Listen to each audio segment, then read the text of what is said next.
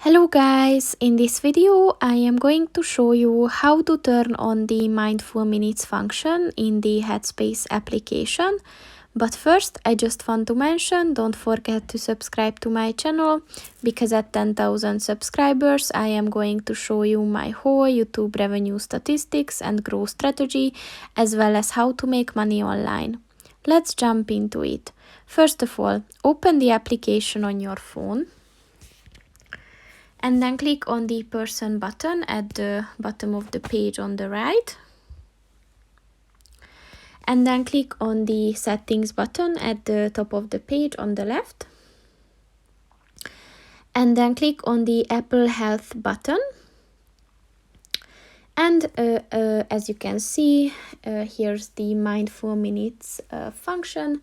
And if you want to turn this on, just click on the white circle next to it. And this will appear in your iPhone's health section. So once it turns green, the function is on. So that's pretty much it for this video, guys. See you in the next one. Goodbye.